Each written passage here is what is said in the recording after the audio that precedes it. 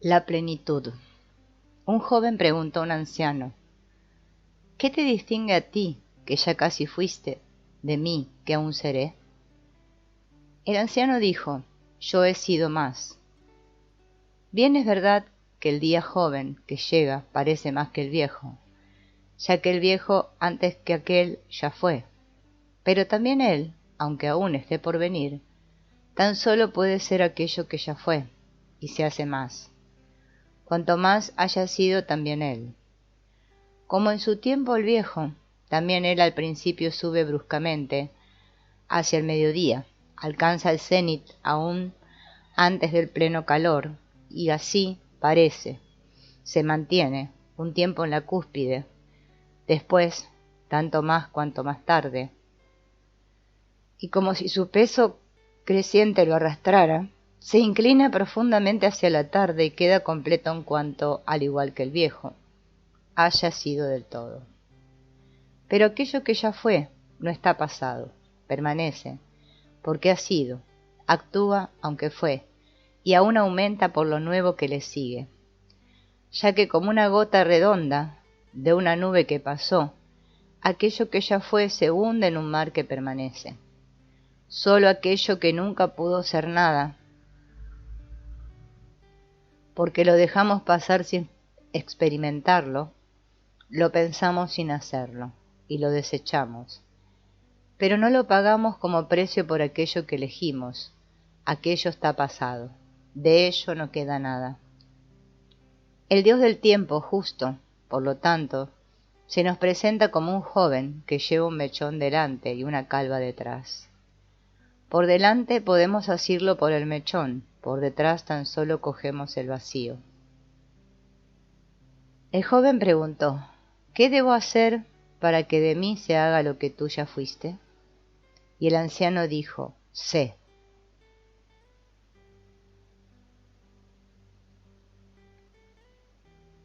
Hablaremos ahora de los órdenes del amor entre padres e hijos y en el seno de la red familiar. Primero hablaré de la interacción entre orden y amor. Es un texto denso y lo recitaré lentamente. Orden y amor. El amor llena lo que el orden abarca. El uno es el agua, el otro el jarro. El orden recoge, el amor fluye. Orden y amor se entrelazan en su actuar.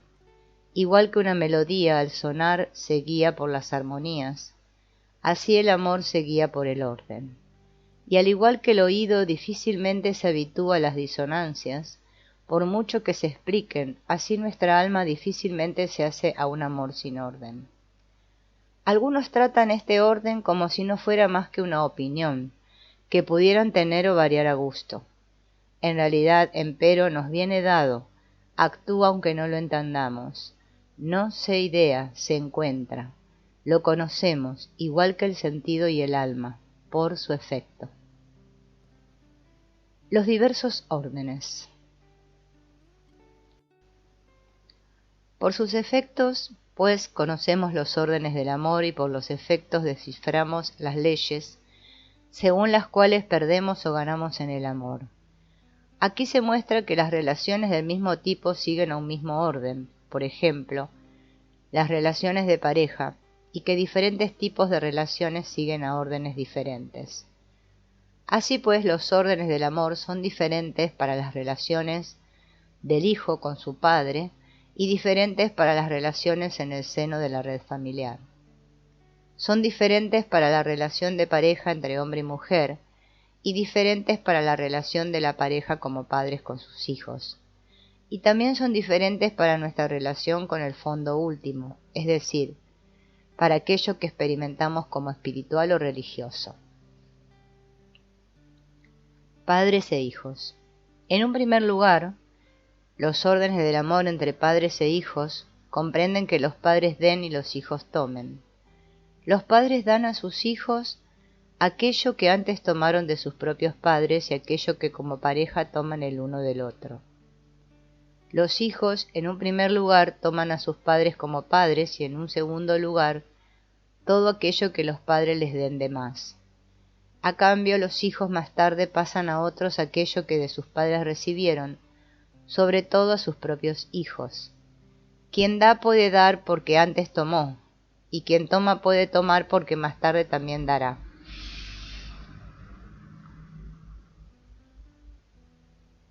Quien estuvo antes tiene que dar más, porque ya ha tomado más también, y quien llega más tarde aún tiene que tomar más. Pero también él, más tarde, cuando haya tomado lo suficiente, dará a los posteriores. De esta manera todos, sea dando o tomando, se someten a un mismo orden, siguiendo una misma ley. Este orden también es válido para el dar y el tomar entre hermanos. Quien estuvo primero tiene que dar al posterior, y quien llega más tarde tiene que tomar del anterior. Quien da ya ha tomado antes, y quien toma más tarde tiene que dar también. Así pues, el primer hijo da al segundo y al tercero, el segundo toma del primero y da al tercero, y el tercero toma del primero y del segundo. El hijo mayor da más, y el hijo menor toma más. A cambio, muchas veces el hijo menor suele cuidar a los padres cuando éstos llegan a la vejez. Conrad Ferdinand Meyer describe este movimiento de arriba hacia abajo muy claramente en un poema, que se llama La fuente romana. Un surtidor se alza para colmar, cayendo, el mármol de la concha, que a su vez se vela, rebosa e inunda el seno de otra cavidad. De tanta riqueza entrega la tercera su caudal, y cada una toma y da al mismo tiempo, y fluye y descansa. El honrar. En un segundo lugar, los órdenes del amor entre padres e hijos y entre hermanos comprenden que todo el que tome honre el don recibido y al dador del que lo tomó. Quien de esta manera toma, acerca el don recibido a la luz hasta que brille. Y aunque también de sus manos sigue fluyendo hacia abajo, su resplandor recae en el dador, como si, para volver a la imagen de la fuente romana, la concha inferior, en sus aguas, que de arriba recibió, le reflejara a la superior el caudal que encima de ella fluye, y más allá todavía el cielo. Como tercera propiedad de los órdenes del amor en la familia existe una jerarquía, que al igual que el dar y el tomar, está orientada de arriba hacia abajo, de acuerdo con el antes y el después. Por tanto, los padres tienen prioridad sobre los hijos y el primer hijo tiene prioridad sobre el segundo. El curso del dar y del tomar, de arriba hacia abajo, y el curso del tiempo, de antes a después, no pueden ni pararse ni retroceder, ni ser variados en su rumbo, ni ser invertidos de abajo hacia arriba o de después a antes. En consecuencia, los hijos siempre se hallan por debajo de los padres, y lo posterior siempre va después de lo anterior. El dar y el tomar, y con él también el tiempo, siempre avanzan, pero nunca retroceden. La vida. Sin embargo, en el dar por parte de los padres y en el tomar por parte de los hijos no se trata de un dar o un tomar cualquiera, sino de dar y de tomar la vida.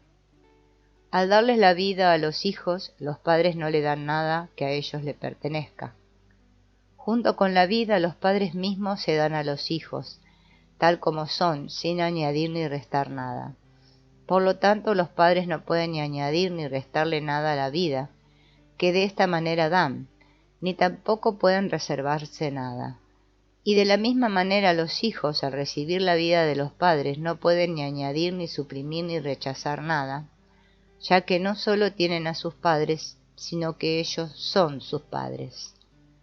Así pues, el orden del amor comprende que el hijo tome su vida tal como los padres la dan, en conjunto, y que asienta a sus padres, tales como son, sin ningún otro deseo, ni rechazo ni temor. Este tomar es una realización humilde. Significa el asentimiento a la vida y al destino tal como me vengan dados a través de mis padres, a los límites que con ellos se me impone, con las posibilidades que se me abren, con las implicaciones en el destino de esta familia, también en la culpa de esta familia, en lo grave y en lo liviano de esta familia, sea lo que sea. Podemos experimentar los efectos de este tomar imaginando que nos arrodillamos delante del Padre y de la Madre, inclinándonos profundamente hasta el suelo, extendiendo los brazos hacia adelante, con las palmas de las manos abiertas hacia arriba y diciendo: «Os doy la honra». Después nos levantamos para mirar a los ojos al Padre y a la Madre, agradeciéndoles el don de la vida, diciendo, por ejemplo: «Querida mamá, querida mami, la tomo de ti toda entera, con lo bueno y lo malo, y la tomo al precio entero que a ti te costó, y que a mí me cuesta. La aprovecharé para alegría tuya y en tu memoria. No habrá sido en vano. La sujeto firmemente y le doy la honra, y si puedo la pasaré como tú lo hiciste. Te tomo como mi madre y tú puedes tenerme como tu hijo o hija. Tú eres la verdadera para mí, y yo soy tu verdadero hijo, verdadera hija. Tú eres la grande, yo el pequeño, la pequeña. Tú das, yo tomo. Querida mamá, me alegro de que hayas elegido a papá. Vosotros dos sois los únicos para mí, solo vosotros». Y después, lo mismo también con el padre. «Querido papá, querido papi, la tomo de ti toda entera, con lo bueno y lo malo, y la tomo al precio entero que a ti te costó y que a mí me cuesta, y la aprovecharé para alegría tuya y en tu memoria. No habrá sido en vano. La sujeto firmemente y le doy la honra, y si puedo la pasaré como lo hiciste tú. Te tomo como mi padre, y tú puedes tenerme como tu hijo y tu hija. Tú eres el verdadero para mí, y yo soy tu verdadero hijo, verdadera hija. Tú eres el grande, yo el pequeño, la pequeña. Tú das, yo tomo. Querido papá, me alegro de que hayas elegido a mamá. Vosotros dos sois los únicos para mí, solo vosotros». Quien logra realizar este acto interior se encuentra en paz consigo mismo, sabiéndose bueno y completo. El rechazo. Algunos piensan que tomando a sus padres de esta manera también asimilarían algo malo que ellos temen, por ejemplo, una característica de los padres o una discapacidad o una culpa. Así también se cierran ante lo bueno de los padres sin tomar la vida en su totalidad. Muchos de los que se niegan a tomar a sus padres en su totalidad intentan compensar esta falta. En consecuencia, quizás busquen la autorrealización y la inspiración. Pero la búsqueda de autorrealización y de inspiración no es más que la búsqueda secreta del padre o de la madre que aún no han tomado. Quien rechaza a sus padres se rechaza a sí mismo y, en consecuencia, se siente poco realizado, ciego y vacío. Lo especial. Pero también hay otro hecho a tener en cuenta. Se trata de un misterio y no lo puedo argumentar. Pero siempre que lo menciono percibo un asentimiento inmediato. Cada persona experimenta que también tiene algo singular que no puede deducirse de los padres. También a eso tenemos que asentir. Puede ser algo leve o algo grave, algo bueno o también algo malo. No tenemos ninguna posibilidad de elegir. Pero independientemente de lo que uno haga o deje de hacer, independientemente de las ideas que defienda o rechace, se halla al servicio de algo más grande, lo quiera o no. Nosotros lo vivimos como una tarea, una vocación que no se fundamenta en nuestro mérito, ni tampoco en nuestra culpa, por ejemplo, tratándose de algo grave o quizá cruel. Nos hallamos al servicio de algo mayor, sea como sea. Los dones buenos de los padres. Ahora bien, los padres no solo nos dan la vida, también nos alimentan, nos educan, nos protegen, nos cuidan, nos dan un hogar. Por tanto, corresponde que lo tomemos todo, tal como lo recibamos de los padres. De esta manera les decimos, lo tomo todo con amor. Naturalmente también eso forma parte, lo tomo todo con amor. Esta es una forma de tomar que a la vez compensa, porque los padres se sienten respetados, en consecuencia aún dan más con más ganas. Tomando de nuestros padres de esta manera, por regla general es suficiente. Existen excepciones y todos las conocemos. Por otra parte, quizá no sea siempre aquello que nosotros quisiéramos, ni tampoco tanto como desearíamos, pero por regla general es suficiente. Cuando el hijo alcanza la edad adulta, le dice a los padres: he recibido mucho y es suficiente, ahora me lo llevo a mi vida. Así el hijo se sabe satisfecho y rico, y aún añade: el resto lo hago yo mismo. También esta es una frase bella, le da autonomía. Después el hijo aún le dice a los padres: y ahora os dejo en paz. De esta forma se desliga de sus padres y, a pesar de todo, sigue teniéndolos y los padres siguen teniendo al hijo. Ahora bien, si el hijo le dice a los padres: aún me tenéis que dar más, el corazón de los padres se cierra. De esta forma ya no pueden darle tanto al hijo ni con tantas ganas porque les exige. Y también el hijo, aunque reciba algo, no puede tomarlo. De lo contrario, sus reclamaciones se acabarían. Cuando un hijo insiste en sus exigencias ante los padres, no puede desprenderse de ellos, pues la exigencia ata al hijo a los padres. Pero a pesar de esta atadura, el hijo no tiene a sus padres, ni los padres tienen al hijo. Lo personal de los padres. Además de aquello que los padres son y dan, también tienen algo que ellos ganaron como mérito o que sufrieron como pérdida. Es algo que les pertenece a ellos personalmente.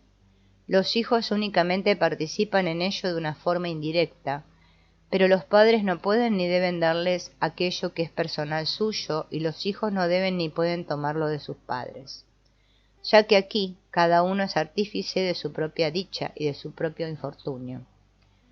Al apropiarse lo bueno y el derecho personal de los padres sin ningún esfuerzo propio, ni sufrir él mismo un destino o un dolor, el hijo está reclamando un derecho sin el asunto ni el precio. El dar y el tomar en la familia, que sirven a la vida, se invierten cuando un posterior toma sobre sí algo grave en lugar de otra persona anterior. Por ejemplo, cuando un hijo toma sobre sí una culpa de sus padres o una enfermedad, o un destino, una obligación, una injusticia que éstos sufrieron.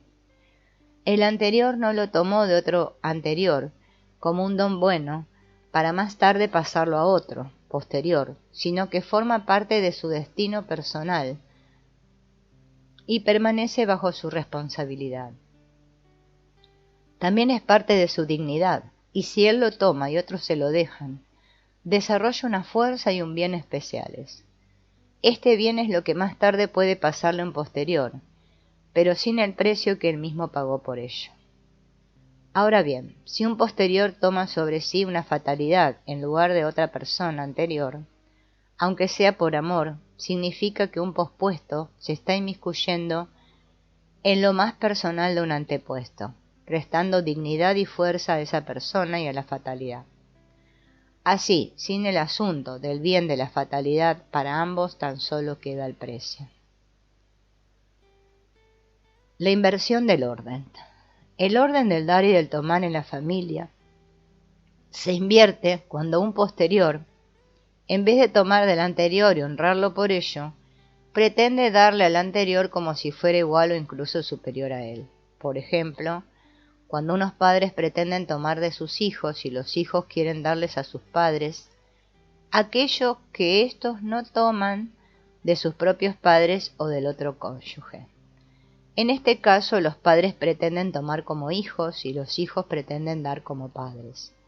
Entonces el dar y el tomar, en vez de fluir de arriba hacia abajo, tendría que fluir en contra de la gravedad, de abajo hacia arriba. Pero al igual que un río, que intenta fluir cuesta arriba en vez de cuesta abajo, este dar no llega allí donde quisiera llegar. Hace poco, en un grupo, tuve una mujer cuyo padre era ciego y la madre sorda. Los dos se complementaban bien. La mujer, sin embargo, pensaba que tenía que cuidar a los padres. Así configuré la familia, como suelo hacer muchas veces para sacar a la luz lo oculto. Durante la constelación, la hija se comportaba como si ella fuera la mayor y los padres pequeños. La madre, sin embargo, le dijo a la hija: aquello con papá lo sé hacer yo sola, y el padre le dijo: aquello con mamá lo sé hacer yo solo. Para eso no te necesitamos. La mujer reaccionó muy decepcionada. Había sido reducida a la medida de una hija. La noche siguiente no pudo dormir. En general tenía problemas para dormir, y me preguntó si yo le podía ayudar. Le dije: a veces la persona que no puede dormir piensa que debería vigilar. Después le conté una historia de Borchet, de un niño que en el Berlín de la posguerra vigilaba a su hermano muerto para que no se lo comieran las ratas. El niño estaba totalmente agotado porque pensaba que tenía que quedarse despierto. Finalmente pasó un hombre que amablemente le dijo: pero si de noche las ratas duermen, y el niño se durmió. La noche siguiente la mujer durmió mejor. Cuando un hijo atenta contra la jerarquía del dar y del tomar, suele castigarse gravemente, muchas veces fracasando y hundiéndose sin conocer la culpa ni el contexto. Dando o tomando aquello que no le corresponde, atenta contra el orden por amor. No se da cuenta de la arrogación y se considera bueno. El orden, sin embargo, no puede superarse mediante el amor, ya que antes que todo amor, en el alma actúa un sentido del equilibrio que procura restablecer y hacer justicia al orden del amor, incluso al precio de la felicidad y de la vida. Por tanto, la lucha del amor contra el orden también es principio y final de toda tragedia. Únicamente existe un camino de salvación: comprender el orden y después seguirlo con amor. La comprensión del orden es sabiduría y seguirlo es humildad. La comunidad unida por el destino. Padres e hijos también forman una comunidad unida por el destino, en la que cada uno depende del otro de muchas maneras y donde cada uno tiene que contribuir al bienestar común según sus posibilidades. Aquí cada uno da y cada uno toma. Aquí también los hijos les dan a los padres, por ejemplo, cuidando a los padres cuando estos llegan a la vejez. Y aquí los padres tienen todo el derecho de exigir y de tomar. Hasta aquí los órdenes del amor entre padres e hijos. La red familiar.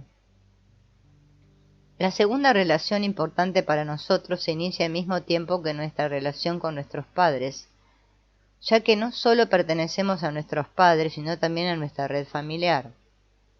Junto con nuestros padres también tenemos a sus familias y a partir de ese momento formamos parte de una red familiar en la que se unen las familias del padre y de la madre. Una red familiar actúa como unida por una fuerza que vincula a todos sus miembros y por un sentido del orden y del equilibrio que en todos sus miembros sobra de la misma manera. A quien esta fuerza vincula y a quien este sentido tiene en cuenta también forma parte de la red familiar. Y a quien esta fuerza ya no vincula y a quien ya no tiene en cuenta este sentido tampoco forma parte de la red familiar. Así pues, el alcance de esta fuerza y de este sentido permite deducir quién forma parte de la red familiar.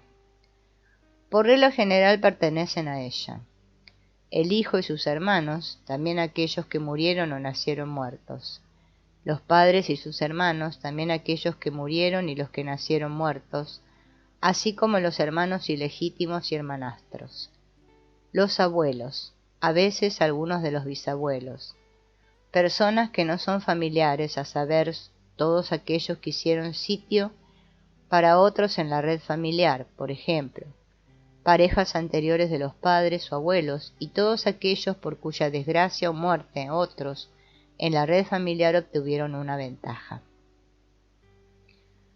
El vínculo en la red familiar.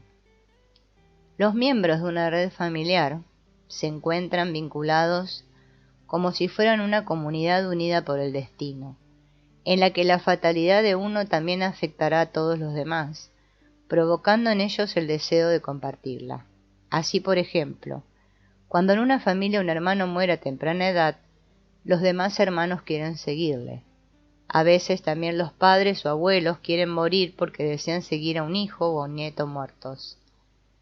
De la misma manera, cuando muere uno de los cónyuges, el otro muchas veces también quiere morir. En esa situación, los vivos interiormente les dicen a los muertos: te sigo. Muchas personas afectadas por enfermedades serias, por ejemplo cáncer, o que sufren accidentes graves o se encuentran en peligro de suicidio, se hallan bajo la presión del vínculo fatal y del amor que el vínculo conlleva, diciendo interiormente te sigo. Estrechamente unida a este hecho se encuentra la idea de que el uno pudiera hacer las veces del otro, es decir, que pudiera tomar sobre sí el sufrimiento y la expiación y la muerte, en lugar del otro, para así redimirlo de su destino fatal. La frase interior detrás de este comportamiento sería: mejor que sea yo que tú. Así, por ejemplo, cuando un hijo ve que un miembro de su familia está gravemente enfermo, interiormente le dice: prefiero caer enfermo yo antes que tú. O cuando un hijo ve que alguien ha contraído una culpa grave que tiene que expiar, le dice: prefiero expiarla yo antes que tú. O cuando un hijo ve que personas cercanas quieren abandonar la familia o morir, interiormente les dice: prefiero desaparecer yo antes que tú. En todo caso, llama la atención que sean sobre todo los miembros más jóvenes de la familia los que sufren, expían y pretenden morir en lugar de otros, es decir, son sobre todo los hijos. No obstante, esta sustitución también se da entre la pareja. Aún cabe señalar que en la mayoría de los casos, este proceso se desarrolla de forma inconsciente, es decir, que los afectados mismos, ya sean aquellos que actúan en lugar de otros o aquellos a quienes este actuar pretende ayudar, no se dan cuenta de ello. Sin embargo, aquel que conoce los vínculos fatales puede liberarse de ellos conscientemente. Donde estos vínculos fatales se muestran con especial claridad es en el trabajo con constelaciones familiares. La integridad.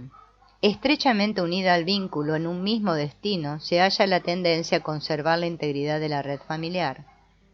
Existe un poderoso sentido del orden en la red familiar que de manera idéntica obra en todos sus miembros, cuidando de que todo el que forme parte de la red familiar también sea conservado como miembro, incluso más allá de la muerte, ya que la red familiar abarca tanto a los vivos como a los muertos, por regla general hasta la tercera y a veces hasta la cuarta y quinta generación. Así pues, siempre que la red familiar pierde a uno de sus miembros, por ejemplo, porque se le niega la pertenencia o simplemente porque se le olvida, en el seno de la red familiar se desarrolla la necesidad irresistible de restablecer la integridad perdida. Esto se procura resucitando, por así decirlo, y representando al miembro perdido a través de otro posterior. También este proceso se desarrolla de manera inconsciente y también aquí la carga de restablecer la integridad en primer lugar recae sobre los hijos. A este respecto aportaré un ejemplo bastante obvio. Un hombre, durante su matrimonio, conoce a otra mujer y le dice a su esposa: ya no quiero saber nada de ti. En consecuencia, esta mujer será representada posteriormente por una hija o un hijo del segundo matrimonio del marido. Esta hija luchará contra su padre con el mismo odio que la mujer rechazada, o se retirará de él con la misma tristeza que ella siente. Sin embargo, ni la hija ni los padres saben que está representando y defendiendo a la mujer excluida. La responsabilidad colectiva de la familia. Así pues, en la red familiar, los miembros inocentes tienen que responder de los culpables. De esta forma se pretende reparar o compensar a través de los posteriores la injusticia que sufrieron o cometieron los anteriores. Son sobre todo los hijos los que con más facilidad se ven utilizados por esta instancia superior para compensar una injusticia. Probablemente tenga que ver con que en el seno de la red familiar también existe una jerarquía, según la cual los anteriores tienen prioridad sobre los posteriores, y los posteriores sirven a los anteriores, e incluso son sacrificados para el bien de estos. Por lo tanto, en lo que a la compensación se refiere, no existe en la red familiar ninguna justicia como entre iguales. el mismo derecho a la pertenencia. No obstante, en la red familiar gobierna la ley fundamental de que todo el que forma parte también tiene el mismo derecho a la pertenencia. En muchas familias, sin embargo, se niega este derecho a determinados miembros.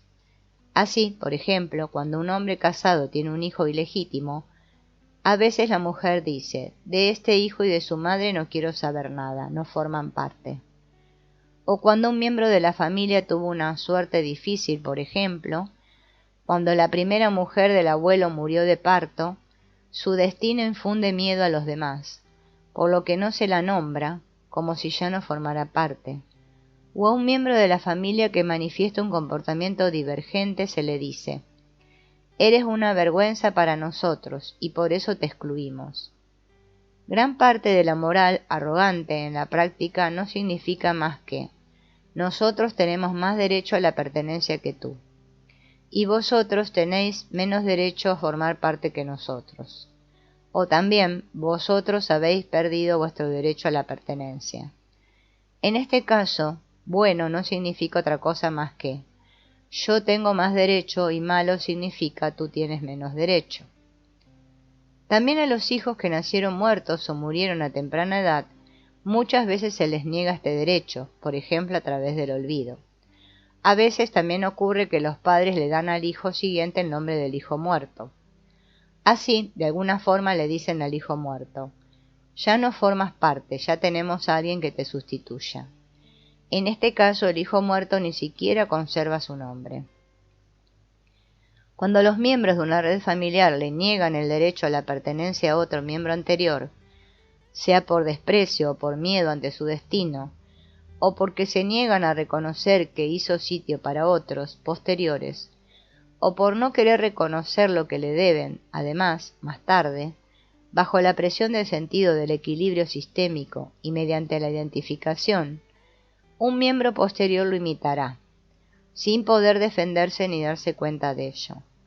Por lo tanto, siempre que a un miembro se le niega la pertenencia, en la red familiar surge la necesidad irresistible de restablecer la integridad perdida y de compensar la justicia cometida, precisamente a través de la representación y de la imitación del miembro excluido. En este contexto también influye el sentimiento de culpa que los miembros vivos de una familia desarrollan ante otro miembro que murió pronto, experimentando su propia vida como una injusticia ante los muertos. En consecuencia, pretenden compensar la injusticia limitando su propia vida sin saber por qué.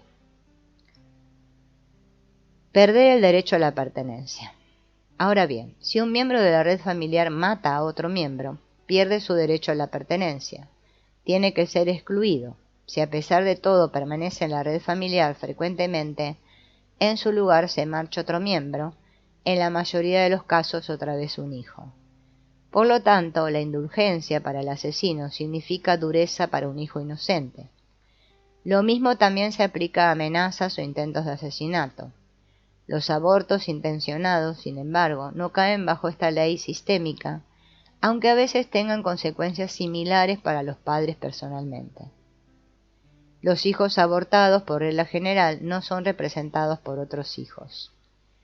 También otros asesinos pierden su derecho a la pertenencia, quizá, porque inconscientemente en el alma aún sigue actuando el orden de la venganza de la sangre.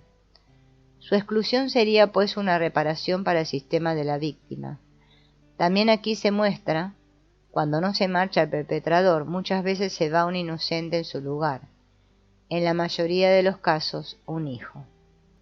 En la red familiar reina un orden arcaico que aumenta la desdicha y el sufrimiento en vez de contenerlos, ya que cuando un pospuesto, bajo la presión del ciego sentido de la compensación, posteriormente pretende arreglar algo pasado en lugar de un antepuesto, el mal no consigue fin. Este orden conserva su fuerza mientras permanece inconsciente. En cambio, una vez haya salido a la luz, tenemos la posibilidad de cumplirlo de otra manera y sin sus consecuencias fatales. Entonces pueden actuar otros órdenes que también con relación a la compensación les confieren los mismos derechos a los posteriores que a los miembros anteriores. A estos órdenes los llamo órdenes del amor, a diferencia del amor ciego que en la red familiar intenta compensar la fatalidad a través de la fatalidad. Este es un amor consciente, un amor que compensa de manera sanadora y pone fin al mal a través del bien. Ilustraré esta idea a través de algunos ejemplos, primeramente con relación a las frases «te sigo y mejor que sea yo que tú».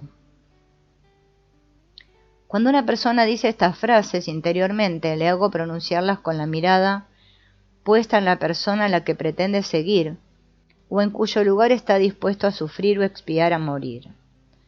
Mirando a los ojos a esa persona ya no puede pronunciar estas frases, ya que en ese momento se da cuenta de que también esa persona ama y que rechazaría ese ofrecimiento.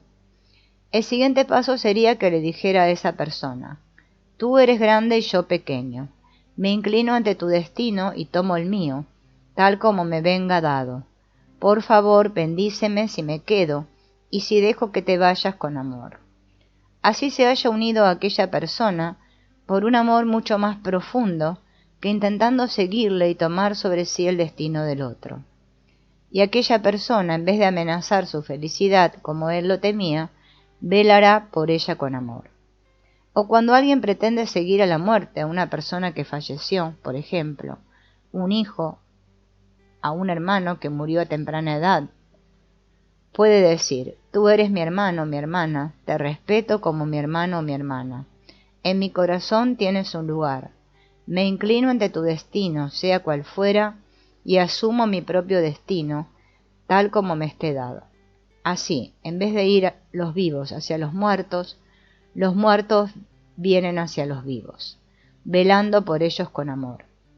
O cuando un hijo se siente culpable porque él vive mientras su hermano o su hermana están muertos, puede decirle: «Querido hermano, querida hermana, tú estás muerta, yo aún vivo un poco, después también moriré».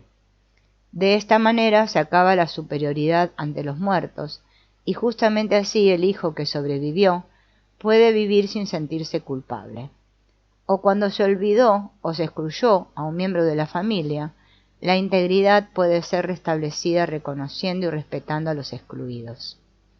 En primer lugar, este sería un proceso interior. Así, una segunda mujer tendría que decirle a la primera: «Tú eres la primera, yo la segunda. Reconozco que tú hiciste sitio para mí».